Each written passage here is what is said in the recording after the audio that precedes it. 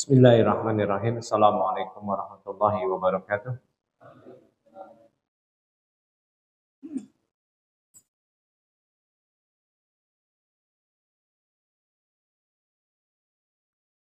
Alhamdulillahi wassalatu wassalamu ala rasulillah wa ala alihi wa sahbihi wa sallama tasliman katsira wa asyhadu an la ilaha illallah wahdahu la syarika lah wa asyhadu anna muhammadan abduhu wa rasuluhu ba'd.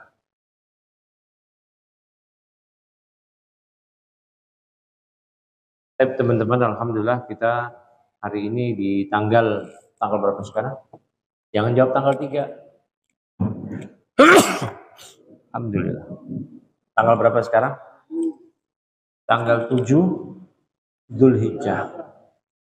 Berarti ini masih awal-awal bulan Dzulhijjah. Ya. Dan di awal-awal bulan Dzulhijjah ini ada amalan-amalan besar. Ya, penting untuk diperhatikan ya. Karena Dzulhijjah itu adalah bulan suci. Bulan suci ada berapa? Ada 4. Apa aja bulan suci? Nah, jangan googling. Bulan suci apa aja? Dzulqa'dah berturut-turut. Dzulqa'dah, Dzulhijjah, Muharram. Kemudian Rajab. Allah berfirman, "Inna iddatash syuhuri indallahi 12 fi kitabillahi. Yauma khalaqas samawati wal ard minha arba'atun hurum." Sesungguhnya bilangan bulan di sisi Allah ada 12 bulan dalam kitab Allah. Ketika Allah menciptakan langit dan bumi, di antaranya ada 4 bulan suci.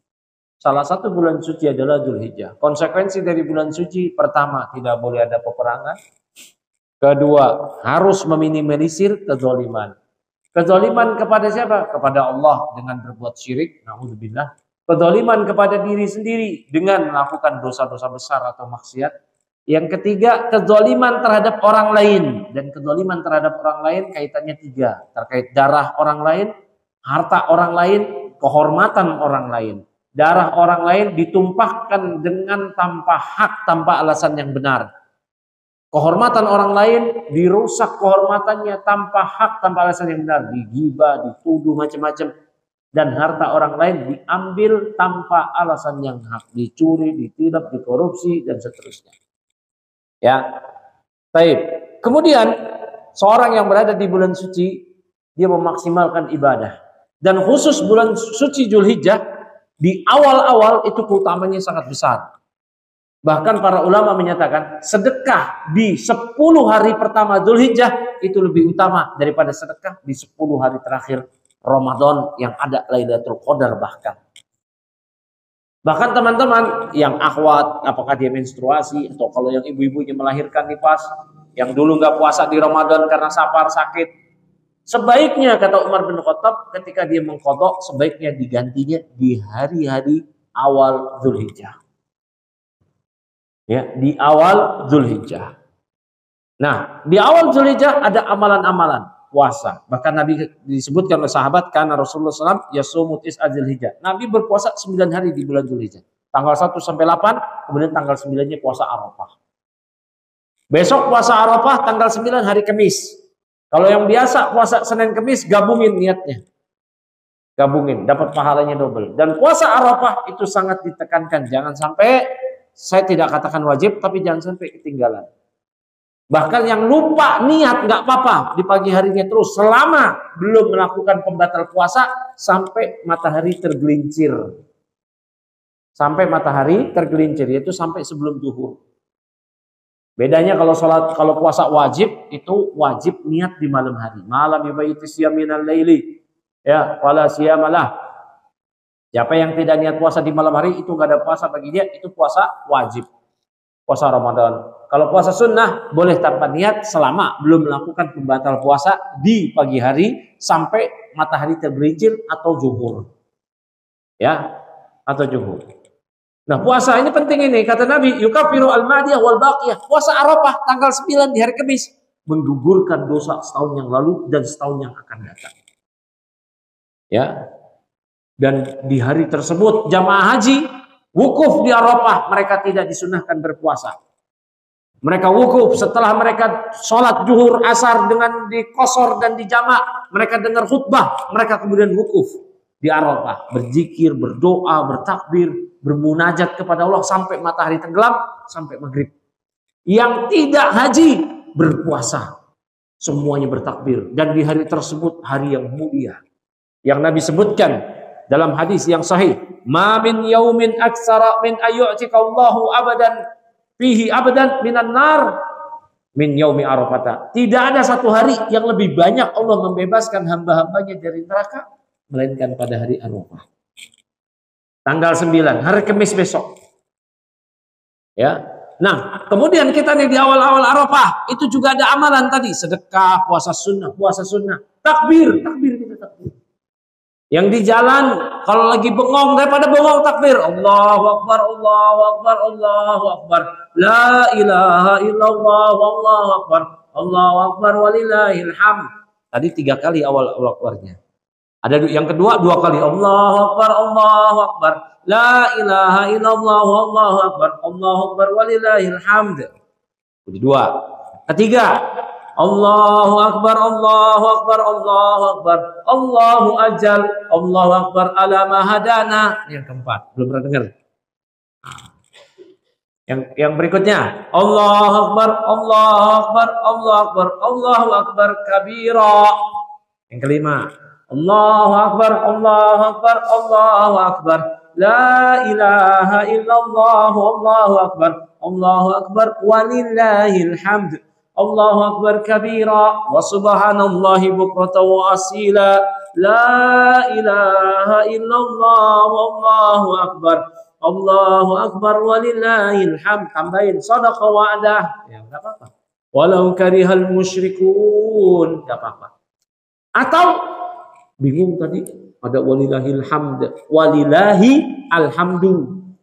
Diwasal walillahil hamd, bukan walillahil hamd. Ilham dipanggil.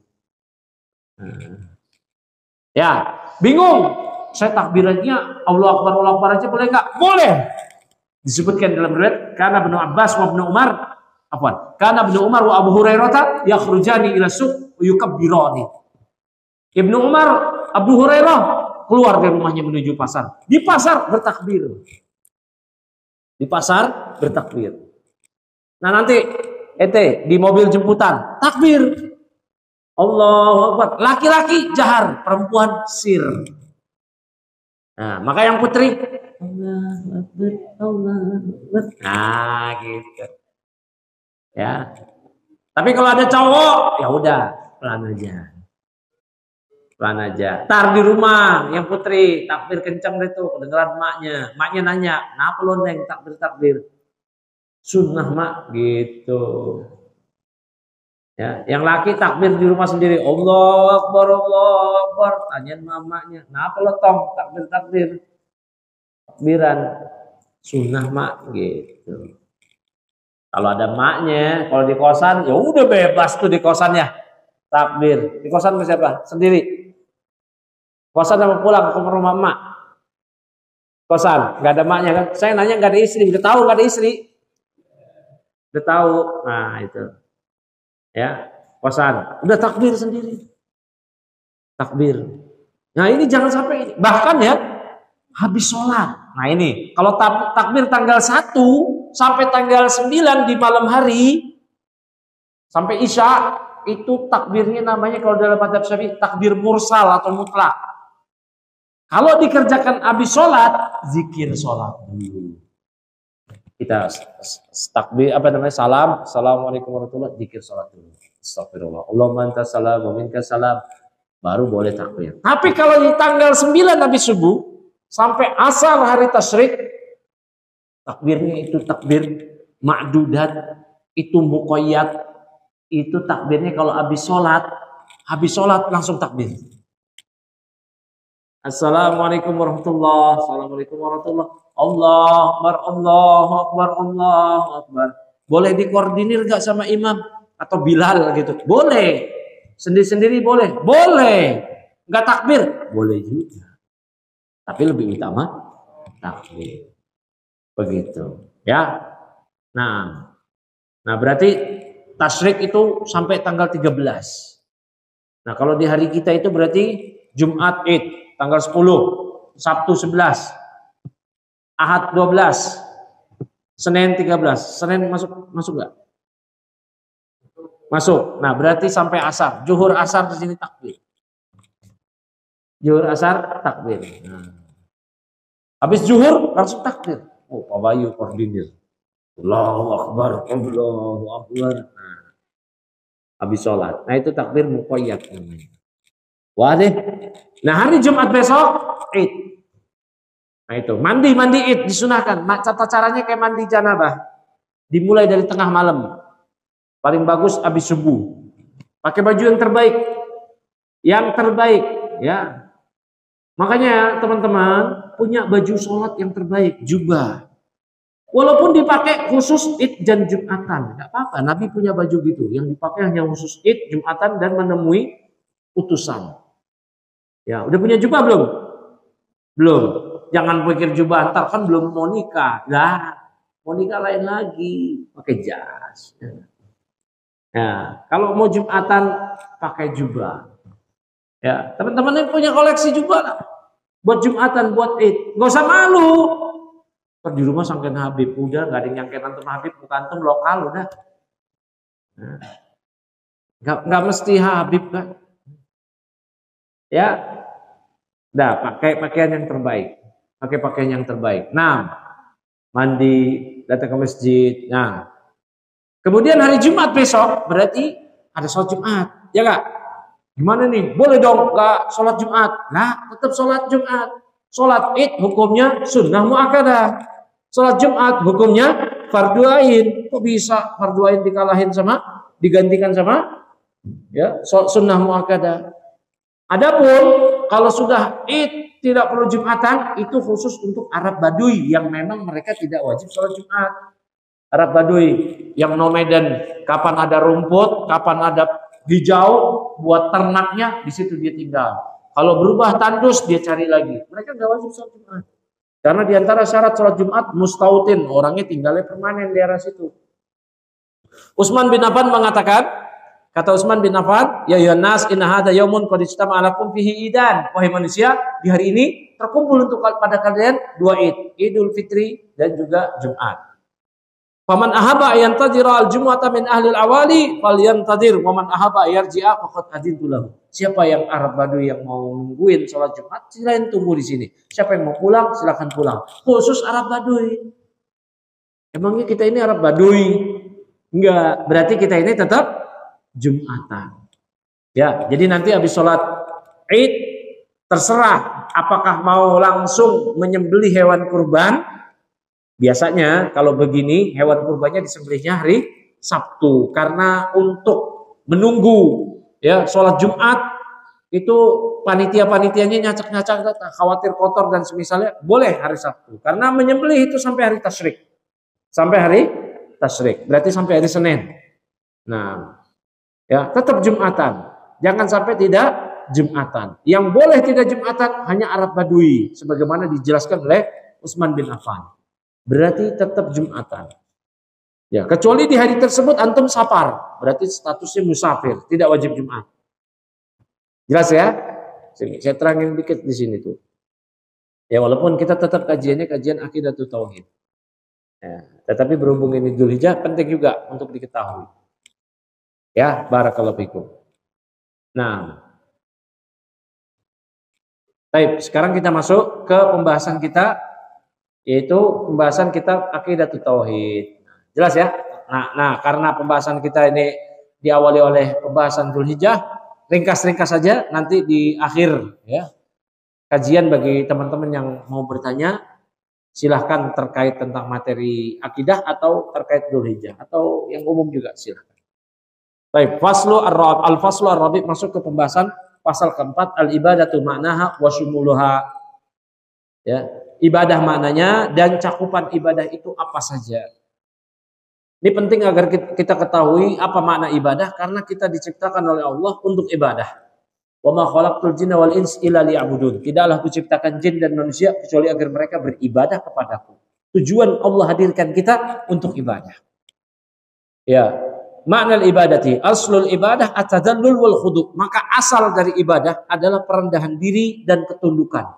Maka orang yang ibadah dia harus ada ketundukan diri kepada Allah dan ketundukan. Jangan dengan menyombongkan diri. Wa bi syar'i laha ta'arifu katsiratun wa ma'naha wahidun. Dalam syariat banyak definisinya, tapi maknanya satu. Ya, minha di antaranya annal ibadata hiya ta'atullah. Ada yang mengatakan ibadah adalah ketaatan pada Allah. Bimtisali ma amarallahu bih ala alsinati rusulih, dengan melaksanakan apa yang Allah perintahkan melalui lisan rasulnya.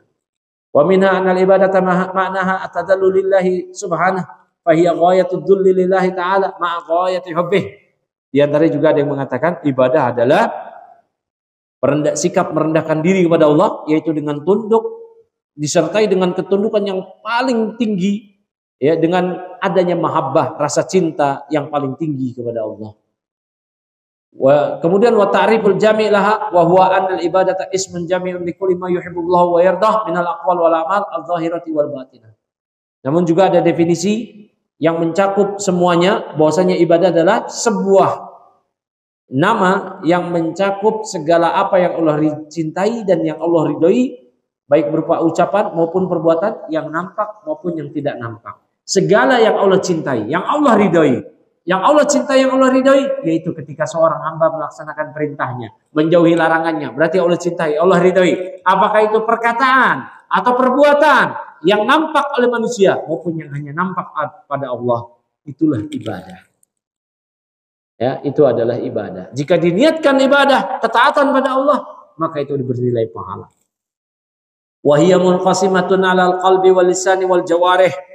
Dan ibadah itu terbagi menjadi ibadah hati, ibadah lisan, dan ibadah anggota badan. Ya, ibadah hati, perhatikan. Fal khauf war raja. Ada rasa takut kepada Allah. Kita memberikan rasa takut kepada Allah dalam hal-hal yang tidak ada yang mungkin mewujudkan dari apa yang kita takutkan kecuali Allah. Ketika kita berikan rasa takut itu kepada Allah, itulah ibadah. Kita takut nanti, ya, apa sih yang kita takutkan? Yang tidak ada yang mungkin mewujudkan kecuali Allah. Kita takut masuk neraka. Kita takut sama Allah. Takut disiksa kubur. Takut sama Allah. Takut apa lagi? Takut tersesat, kita takut sama Allah. Maka rasa takut yang kita berikan pada Allah, itulah ibadah. Ibadah qalbu. Ibadah besar. Yang orang-orang musyrik memberikan rasa takut ini kepada selain Allah dalam konteks tidak ada yang bisa mewujudkan dari apa yang dia takutkan kecuali hanya Allah. Dia malah berikan rasa takut kepada selain Allah. Saya sering kasih sampel contoh. Teman-teman yang lewat Pantura, lewat Brebes, Indramayu dan sekitarnya, takut dia itu kalau jalannya nggak selamat, kecuali dengan melempar koin gopek 1000. Kemudian ada tukang nyapuinnya. Di mana tuh? Indramayu apa Brebes? Indramayu. Ada orang Indramayu sini? Nggak ada ya? Alhamdulillah. Ya. Dia takut celaka. Padahal siapa yang mampu mewujudkan dari apa yang dia takutkan berupa celaka? Allah. Dia berikan kepada selain Allah. Maka itu adalah kesyirikan. Warroja, harapan. Dia memberikan harapan dia kepada Allah. Dalam konteks tidak ada yang mampu mewujudkan harapan dia kecuali Allah. Dia berikan rasa harap itu hanya kepada Allah. Itulah ibadah. Sebaliknya kalau diberikan rasa harap itu kepada selain Allah, itulah kesyirikan yang hakiki. Dia berharap masuk surga, dia berharap diberikan keberkahan, dia berharap dilindungi dunia akhirat. Kalau dia menikah, dia berharap diberikan keturunan. Kalau dia belum menikah, dia berharap menikah. Dia berharap keselamatan dunia akhirat, dia berharap kepada Allah. Itulah ibadah. Tapi kalau diberikan harap itu kepada selain Allah, itulah kesyirikan. Ya, wal mahabbah, kecintaan. Ini penting ini. Ya, walladzina amanu asyaddu hubbalillah. Orang-orang beriman sangat besar cintanya kepada Allah. Cinta yang paling besar dari seorang hamba hanya diberikan pada Allah, kemudian pada Rasulnya, kemudian pada Islam, baru kepada orang-orang yang beriman yang lain. Apakah istrinya, orang tuanya, anaknya, teman-temannya, saudaranya. Tapi yang pertama kepada Allah. Rasa cinta. Sampai-sampai kita rela mempersembahkan diri kita untuk Allah. Qul inna sholati wa nusuki wa mahyaya wa mamati. Apa seterusnya? Lillahi rabbil alamin. Katakanlah sungguh salatku, sembelihanku, hidup matiku lillahi rabbil alamin. Hanya untuk Allah. Kecintaan ini yang berkonsekuensi kita mempersembahkan, mengorbankan diri kita hanya kepada Allah, bukan pada yang lain. Ya. Barakallahu fikum. Ini penting karena terkadang kita bablas. Ya, cinta tanah air boleh cinta tanah air. Tapi jangan sampai cinta tanah air lebih besar daripada kecintaan pada Allah. Gak boleh. Cinta kepada Allah dulu. Ya, kita cinta tanah air boleh, cinta Indonesia, cinta antum berasal dari mana? Dari Jawa, dari kampung antum boleh. Ya, boleh, bukan yang nggak boleh. Itu tabiat manusia.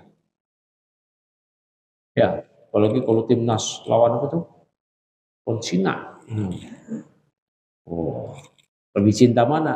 Menang timnas apa menang Cina? Oh, masa lebih cinta menang Cina? Ya. Cina bukan, kita ngapain bela Cina gitu. Misal begitu. Iya. Boleh nggak cinta tanah air? Boleh. Tetapi yang terdepan, paling utama dan pertama, kecintaan kita berikan kepada siapa? Pada Allah. Paham sini? Yang disitulah kita boleh menumpahkan darah kita. Jihad karena Allah. Selain dari itu nggak boleh. Asobiyah, jahiliyah. Ya, asobiyah jahiliyah. Fanatisme jahiliyah, nggak boleh. Nah, wa tawakkulu wa raghbatu wa rahbatu. Nah, tawakal. Kemudian raghbah senang dan rahbah takut. Ini semua ibadatun qalbiyatun, ibadah qalbiyah. Ini ibadah qalbu. Husnudzon kepada orang beriman, ibadah qalbu. Suudzon, buruk sangka kepada orang beriman, ya itu ya ibadah yang itu berarti dosa qalbu itu. Paham gak sini? Sangka baik pada Allah, mengakui nikmat Allah, itu ibadah qalbu itu. Nah, wat tasbih wat tahlil was salat wat takbir wal hamdu wasyukru bil lisan wal qalb ibadatun lisaniyatun qalbiyatun. Sedangkan bertasbih, mengucapkan tahlil, bertakbir, bertahmid, alhamdulillah, bersyukur dengan lisan dan qalb, itu ibadah lisan, ibadah qalbu. Ucapan yang baik adalah sedekah, ucapan yang baik ibadah lisan. Bertutur kata baik, ibadah lisan. Amar ma'ruf nahi mungkar lewat lisan, ibadah lisan. Ya. Wassalatu waz zakatu wal hajju wal jihad ibadatun badaniyatun qalbiyatun. Salat, zakat, haji, jihad ibadah badaniyah, qalbiyah. Puasa juga. Sedekah itu ibadah badaniyah. Ibadah yang dilakukan oleh tubuh. Jadi ibadah itu ada 3, ibadah qalbu, ibadah lisan, dan ibadah amal anggota badan. Jadi ibadah itu bukan hanya sholat saja. Paham gak sih? Baik. Namun semuanya itu mesti ada qalbiyah, mesti ada niat. Walaupun lisannya mengucap, walaupun perbuatannya, amal anggota badannya, mesti ada niat. Ya, mesti ada disertai qalbu juga. Ila ghairi dzalika min anwa'il ibadati, dan jenis-jenis ibadah yang lainnya allati tajri 'alal qalbi wal lisani wal jawarihi wa hiya katsiratun. Ya, yang berkaitan dengan hati, lisan dan badan, dan ini banyak sekali. Wal ibadatu hiya allati khalaqallahu al-khalqa min ajliha. Ibadah inilah yang menjadi tujuan penciptaan manusia. Manusia dan jin. Wa ma khalaqtul jinna wal insa illa liya'budun ma uridu minhum min rizqin wa ma uridu ay yut'imun. Innallaha huwar razzaqu dzul quwwatil matin. Allah Ta'ala berfirman di surat Zariyat ayat 56 57, 56 57. Wa ma khalaqtul jinna wal insa illa liya'budun. Tidaklah aku ciptakan jin dan manusia kecuali agar mereka beribadah padaku. Jin dan manusia dihadirkan oleh Allah untuk ibadah. Namun sayang, ketika kita hadir, kita lupa tujuan kita dihadirkan. Kita menyangka kita hadir ke muka bumi ini untuk meraih dunia. Lupa ibadah. Bahkan ibadah ditinggalkan demi dunia. Dunia pun sebenarnya udah Allah jatah. Mau kita jungkir balik kayak apa, Allah jatah segitu ya segitu. Ya. Nah, ini sangat disayangkan, demi dunia rela meninggalkan ibadah. Ya. Meninggalkan ibadah. Ini sangat disayangkan. Padahal dia hadir untuk ibadah. Cari dunia boleh, kerja boleh, dagang boleh, jualan boleh, tapi ibadah itu nomor satu. Ya. Datang waktu sholat ya sholat. Ketika puasa ya dia puasa. Emangnya dengan kita ibadah cari uang terhalangi? Enggak, buktinya semua orang bisa kan? Semua orang bisa. Antum di sini sholat kan? Ya alhamdulillah. Pas Ramadan kemarin puasa kan? Alhamdulillah. Kerja juga, ya bisa. Ya, bisa. Nah, barakallahu fikum. Fa akhbara subhanahu annal hikmata min khalqil jinni wal ins hiya qiyamuhum bi ibadatillah. Maka Allah memberitahukan kepada kita bahwa hikmah diciptakannya jin dan manusia yaitu agar mereka melaksanakan ibadah kepada Allah. Jin juga demikian. Ini jin-jin ini banyak yang kafir juga. Sehingga kerjaannya malah bersekutu sama dukun, godain orang, menyesatkan manusia, itu jin-jin kafir. Mereka ibadah juga, harus ibadah. Dan ibadahnya jin harus sesuai syariat Rasulullah SAW. Ya, ini malah jin nakal ini semua. Ya, malah gerayangin orang, malah apa? Bodoh manusia, jin kufur itu semua. Ya, jin kufur, taubat mereka itu semua. Mereka wajib beribadah. Ibadahnya gimana? Sesuai dengan syariat Rasulullah SAW. Berarti maghrib 3 rakaat mereka sholat. Sholat mereka wajib. Gimana musolanya jin? Urusan mereka lah. Alamnya ini beda sama kita. Mau sholat di sini kek, mau di mana kek, kita nggak perlu tahu. Nggak perlu tahu. Dan nggak ada faedahnya kita tahu. Yang penting kita tahu jin juga ditaklif, dibebankan syariat. Paham gak sini? Jin juga dibebankan syariat. Nah, jin ada yang beriman, ada yang kafir. Ya. Nah, yang bandel-bandel itu yang kafir. Ya. Nah, yang menggoda manusia, nah, yang memperlihatkan diri kepada manusia itu jin-jin kufur. Gak boleh memperlihatkan diri mereka pada manusia. Ya. Nah. Dan kita memang nggak perlu tahu bisa melihat jin, itu bukan keutamaan. Anak indigo pernah saya bahas di sini. Anak indigo itu bukan keutamaan, justru musibah. Ya. Dia ada perjanjian kakek-kakeknya dia, nenek moyangnya dia dengan jin. Yang kakek moyangnya atau kakeknya atau bapaknya itu jadi dukun, dan jin yang bersekutu dengan nenek moyang yang jadi dukun itu, jin meminta keturunan dia mesti ada yang melanjutkan tongkat estafet dukun. Nah, akhirnya dipilih siapa? Cucunya, anaknya, cicitnya. Nanti jin-jin akan memperlihatkan diri ke dia. Jadi bisa melihat jin itu bukan keutamaan. Gak ada baiknya. Coba antum nih kebelet buang air besar. Baca doa, Allahumma inni a'udzubika minal khubus wal khaba'is. Ya Allah, aku berlindung pada Engkau dari setan perempuan dan setan laki-laki yang ada di toilet. Antum masuk, buka celana, dodorin celana, langsung duduk BAB, nyaman. Coba yang bisa kena jin. Baru masuk jin, dodorin celana, gondoruo depan muka dia. Gimana, enak gak? Enak gak lagi buang air besar, tuh jin-jin pada ngeliatin, dia tahu gitu. Ya, enak. Hah? Enak gak? Berarti ketika antum gak lihat jin nikmat bukan? Nikmat. Nikmat. Bersyukur nggak? Bersyukur. Ngapain ya? Malah mau cari-cari lihat jin. Mau ngapain? Ya, baik. Ini sedikit. Ya.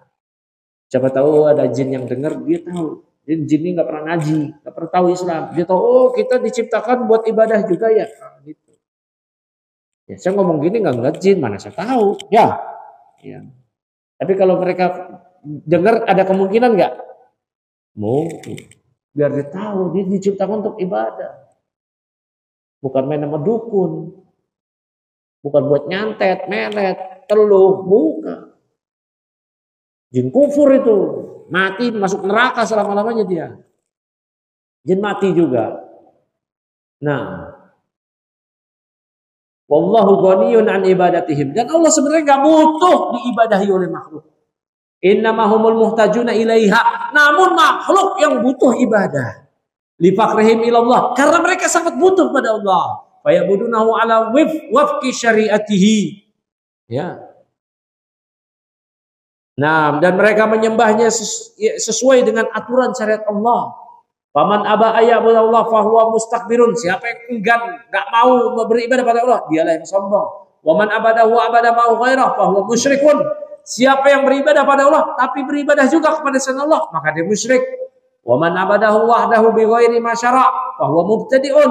Siapa yang beribadah pada Allah semata tapi tidak sesuai dengan apa yang Allah syariatkan, maka dia adalah pelaku bid'ah. Waman abada wahdahu bima syara'a fahuwal mu'minu al-muwahhidu. Siapa yang beribadah pada Allah semata sesuai dengan apa yang Allah syariatkan, maka dia mukmin ahli tauhid. Jadi ada 4 kategori manusia yang enggak mau beribadah pada Allah sama sekali. Apakah ateis, agnostik, orang-orang kafir yang nyembah selain Allah, ini mustakbirun, sombong. Yang kedua, yang beribadah kepada Allah tapi juga ibadah kepada selain Allah, musyrik. Yang ketiga, beribadah pada Allah, nggak beribadah pada yang lain, tapi beribadahnya sesuai dengan tata cara dia sendiri, nggak melalui tata cara Rasul, maka dia mubtadi, ahli bid'ah. Yang keempat, beribadah pada Allah semata, sesuai dengan syariat Allah yang dibuat oleh Rasulnya. Ini mukmin ahli tauhid. 4 kriteria. Wadah, ya. Wa anwa'ul ibadati wa syumuluha. Jenis-jenis ibadah dan cakupannya. Al-ibadatu laha anwa'un katsiratun. Ibadah memiliki jenis yang banyak. Fahiyat tashmalu kull anwa'i ta'ati wa adh-dhahirati 'ala lisani wal jawarih. Ya, ia mencakup semua macam ketaatan. Yang nampak, yang zahir pada lisan dan anggota badan, wasadirati 'anil qalb, dan yang berasal dari kolbu. Ya, berasal dari kolbu, kadzikri wat tasbih wat tahlil wat tilawatil Quran was salati waz zakati was siyami wal hajj wal jihad wal amri bil ma'ruf wan nahyi 'anil munkar wal ihsan ilal aqarib wal yatama wal masakin wa ibnis sabil. Ya. Seperti zikir, tasbih, tahlil, baca Quran, salat, puasa, zakat, jihad, dakwah, marah-marah nahi munkar, berbuat baik kepada kerabat, anak yatim, orang miskin, ibnu sabil, orang-orang yang sedang safar dan kehilangan atau kehabisan bekalnya. Ya, wa kadzalika hubbullahi wa rasulih, demikian pula adanya kecintaan pada Allah dan Rasulnya, wa khasyatullahi wal inabatu ilaih, demikian pula ada rasa khasyah, takut pada Allah dan rasa kembali kepada Allah, wal ikhlasuddin lahu, memurnikan ibadah hanya kepada Allah, wasabru ala hukmih, bersabar atas ketentuan hukum Allah, waridha biqadaih, ridha akan qada, takdir dari Allah, wa tawakkulu alaihi warraja li rahmatih, bertawakal kepada Allah, berharap rahmatnya Allah, wal khauf min adzabih, takut akan azabnya Allah, fahiya syamilatun li kulli tasarrufatil mu'mini, maka itu semua mencakup semua perilaku kaum mukmin. Ya, idza nawa biha al-qurbata aw ma yu'inu 'alaiha, jika diniatkan itu untuk qurbah, mendekatkan diri kepada Allah, atau hal-hal yang membantu ibadah dia. Hatal adatu, sampai-sampai perkara kebiasaan kita, adat kita, idza qasada biha at-taqawwiya 'ala ta'ati, jika dia niatkan kebiasaan dia untuk menguatkan diri dia ke dalam ketaatan, kanaum, misal dia tidur. Kenapa dia tidur? biar nanti sehat. Kenapa biar sehat? Biar maksimal ibadah. Wal akli wasyarab wasyurbi, makan minum. Kenapa dia makan? Makan mubah. Gak ada pahalanya. Tapi ketika dia niat makan biar kuat ibadah, dia minum biar kuat ibadah, ya, maka itu adalah ibadah makan dia. Wal bai', jual beli. Kenapa dijual beli wasyira? Ya, biar dapat untung. Kalau dapat untung apa? Nafkahin anak istri ibadah, nafkahin orang tua ibadah, berinfak ibadah. Biar bayar zakat ibadah, biar potong hewan kurban adalah ibadah. Antum semua kerja di sini, antum urusan dunia, dapatnya duit, tapi niatkan. Niatnya kerjanya untuk apa? Untuk tidak minta-minta ke orang lain, untuk bisa memberi, untuk bisa beribadah kepada Allah, untuk bisa membantu dakwah, untuk bisa membantu anak yatim, fakir miskin, berinfak kepada masjid dan seterusnya. Maka niatnya itu mempengaruhi yang tadinya kerja urusan dunia saja jadi berpahala besar. Ya, maka penting sekali ini semua karena niat. Innamal a'malu binniyat wa innamal likulli imri'in ma nawa. Amal semua tergantung niat. Seorang akan diberi pahala sesuai dengan apa yang dia niatkan. Ya, dia niatkan. Wa talabi rizki, cari rezeki. Wa nikah pun juga tuh niatnya apa nikah. Ya. Oh, tren aja nikah. Oh, nggak dapat tiba, nggak dapat pahala. Tapi kenapa dia nikah? Menyelamatkan diri dari zina. Ibadah. Supaya punya keturunan yang soleh, soleha. Berarti nikahnya dia ibadah. Ya. Nah, yang belum menikah, coba ditata niatnya. Ditata niatnya. Jangan cuman karena, waduh saya nggak enak nih tiap Lebaran tanyain mau keluarga, kapan nikah, kapan nikah. Setiap udah masuk sendengan dibully mulu sama Pak Bayu, kapan nikah? Ayo nih, kapan nih? Jangan karena itu niatnya, karena Allah. Ya, emang Pak Bayu nih ya. Ya, fa inna hadhil adati ma'an niyati sholihati tasiru ibadatin. Maka walaupun tadi kebiasaan ada, namun kalau disertai dengan niat yang soleh, niat yang baik, maka itu jadi ibadah. Yusabu alaiha, diberi pahala. Walaisatil ibadatu qasiratan ala sya'airil ma'rufah. Dan yang namanya ibadah tidak terbatas pada syiar-syiar yang kita kenal aja. Ya, baik, sudah mau masuk maghrib ya. Kita cukupkan. Wabillahi taufik. Wassallallahu wasallam ala nabiyina Muhammadin wa ala alihi wa sahbihi wa sallam.